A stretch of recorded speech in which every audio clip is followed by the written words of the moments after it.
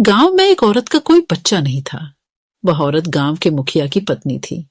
उसकी शादी को काफी समय हो गया था। सब लोग उसे बांझ कहा करते थे। सारे गांव वाले उसका मुंह भी नहीं देखना चाहते। कहते थे कि इसका मुंह देख लिया तो पूरा दिन बेकार चला जाएगा। पर मुखिया की पत्नी थी, इसलिए लोग थोड़ी बहुत बातचीत कर लिया करते थे। एक दिन गांव में एक फकीर बाबा भिक्षा मांगते हुए आ पहुंचता है, तो वह बातों ही बातों में उसका हाथ देखने लग जाता है और कहता है, आपको बच्चा नहीं है ना? वह बोली, आपको कैसे पता चला? हम हस्तरेखा में निपुण है और हाथ देखकर यह बता सकते हैं कि क्या होने वाला है, क्या होगा। अच्छा, तो यह बताओ कि मेरे बच्चा कब होगा? आपको भगवान ने बच्चा तो नहीं दिया, पर मैं एक रास्ता बताता हूं। वह सुनो, अमावस्या की रात को किसी एक ऐसे लड़के की बलि पीपल के पेड़ के नीचे दो, जो अपने माँ बाप का एकलौता पुत्र हो, और उसके खून से अपने बाल धोना। फिर कहना, ये प्यासी आत्माओं, ये बलि मेरी तरफ से स्वीकार करो और मुझे एक पुत्र दे दो। एक लोटे में उस कुएं का पानी भरकर उसमें उसके शरीर के खून की 2 बूंद मिलाकर खुद पी लेना, और उस लड़के के सिर के बाल को अपनी साड़ी की गांठ में बांधे रखना, तो तुम्हें अवश्य एक पुत्र पैदा होगा। उस दिन के ठीक 3 दिन बाद अमावस्या थी। उसने अपने देवरानी के लड़के की बलि दे दी और खून की 2 बूंदें पानी में मिलाकर खुद पी लिया, और उस सिर के कुछ बाल को काटकर अपनी गांठ में बांध लिया और बिना पीछे मुड़े अपने घर आ गई। सुबह गांव वालों को पता चला कि मुखिए के भाई के बेटे को किसी ने मार के वहां फेंक रखा है। जब यह बात मुखिए और उसके भाई ने सुनी तो वह नंगे पैर दौड़ पड़े। धीरे धीरे सारा गांव इकट्ठा हो गया। उस लड़के की मां का रो रो बुरा हाल हो गया था।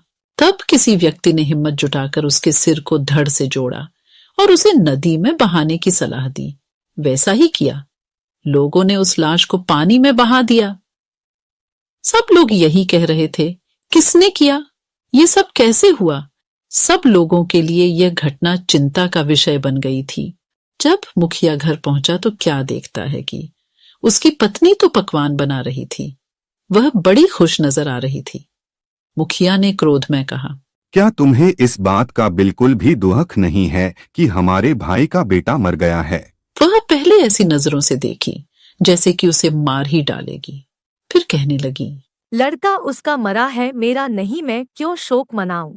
तुम पागल हो। तुम्हें तो खुश होना चाहिए कि अब तुम्हारा भी एक पुत्र आने वाला है, और यह जानकर और खुशी होगी कि वह इस जायदाद का अकेला वारिस होगा। मुखिया से रहा नहीं गया और उसे जान से मारने के लिए तलवार उठाने चला गया। वह अंदर तलवार ढूंढ रहा था, पर तलवार नहीं मिली। जब वह पत्नी के बेद के पास पहुंचा तो क्या देखता है कि सारे कपड़े खून से लथपथ हैं और तलवार भी वहीं पड़ी है और उस पर खून लगा है। वह ये सब देखते ही समझ गया कि यह सब इसने पुत्र प्राप्ति के लिए बलि दी है। उसने उसे मारने का विचार बनाया कि अब भी मैं इसको मार दूंगा तो सब लोग मुझे गलत समझेंगे, और वह वहां से चला गया। उस दिन से गांव में ऐसी ऐसी घटना होने लगी।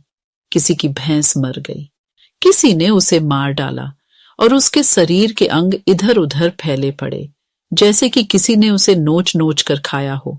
तो किसी दिन किसी का कुत्ता तो किसी की बकरी मर गई। जिस तरीके से भैंस को किसी ने मारा था, ऐसी घटना से सारा गांव परेशान था। किसी को यह समझ नहीं आ रहा था कि आखिर हो क्या रहा है। एक दिन की बात है, मुखिया रात को अपने गेट के पास सोया हुआ था। आधी रात के समय उसे गेट खुलने की आवाज आई। वह जाग गया। उसने देखा कि एक औरत बाल फिकरे हुए आधी रात को बाहर चली जा रही। भादों की काली रात थी। चारों तरफ से आवाजें आ रही थीं। कहीं शियार तो कहीं कुत्ते भौंकते ऐसा लग रहा था। उसी की जैसे यह रात जाने क्या कयामत ढाएगी। अचानक उसे एक गाय के बछड़े के रंभाने की आवाज आई।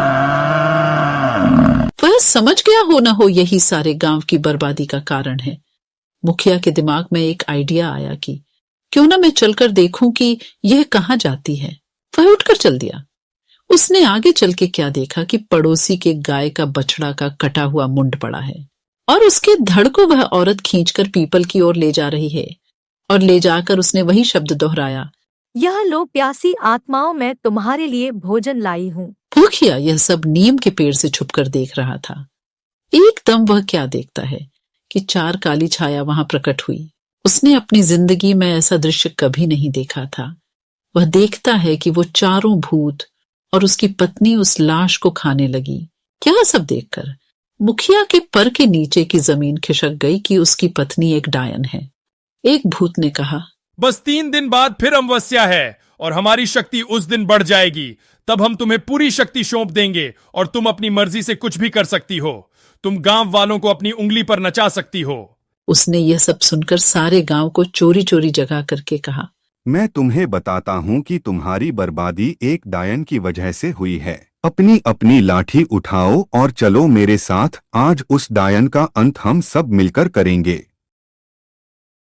और सब भागते हुए उस पीपल की ओर चल दिए। सारे गांव को अपनी तरफ आते देख सारे भूत तो गायब हो गए, पर वह डायन खड़ी रह गई।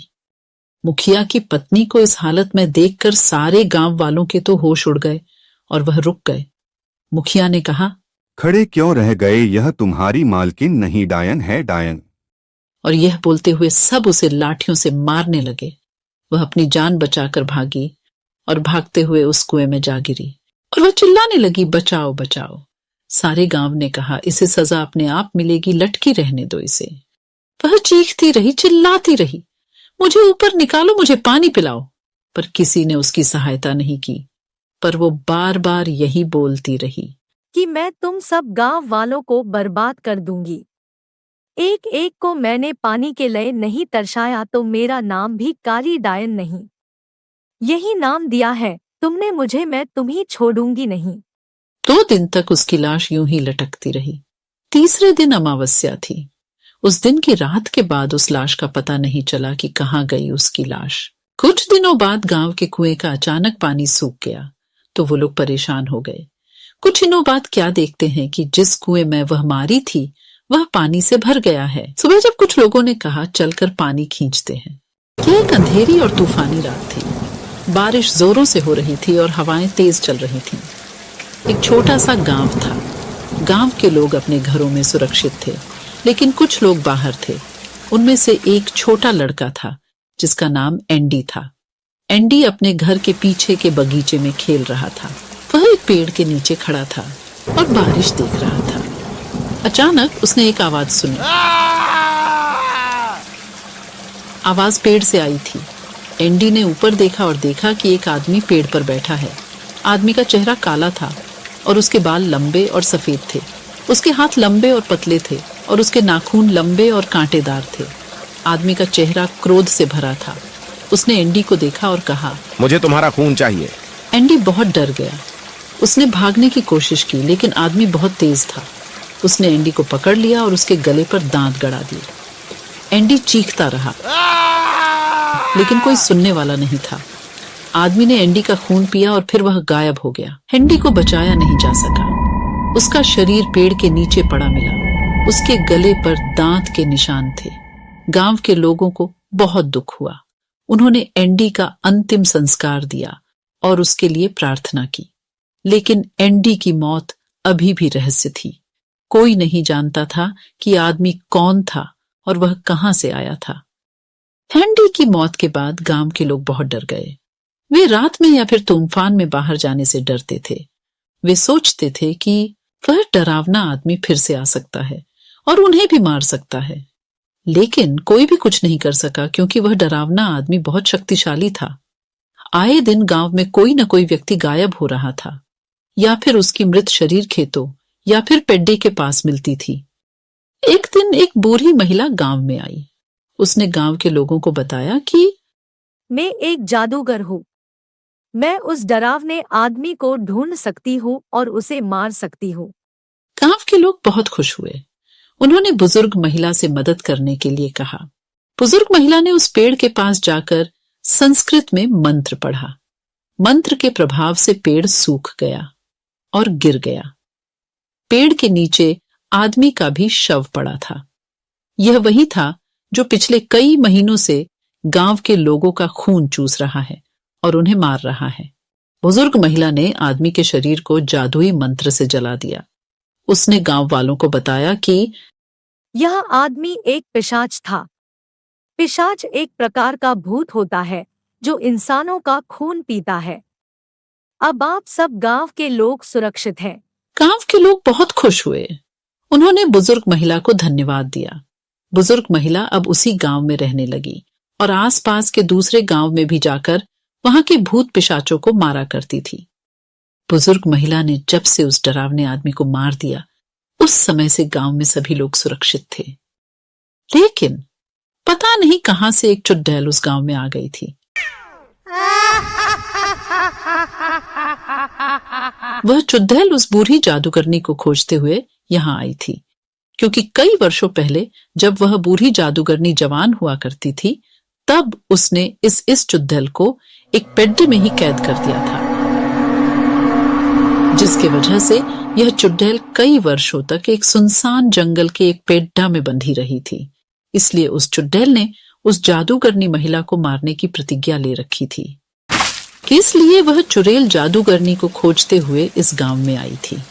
वह एक शक्तिशाली चुड़ैल थी और उसने जल्दी ही गांव के लोगों को अपने वश में कर लिया। उस चुड़ैल ने गांव वालों को गुलाम बना लिया। हर हफ्ते गांव के किसी एक व्यक्ति को चुड़ैल आपले भोजन के लिए मारकर खा लिया करती थी। गांव वाले चुड़ैल से मुक्त होना चाहते थे, लेकिन वे कुछ नहीं कर सकते थे क्योंकि वह बहुत शक्तिशाली थी। लेकिन जादूगरनी की पिशाच को पकड़ दियचने के लिए कई महीनों से गायब थी।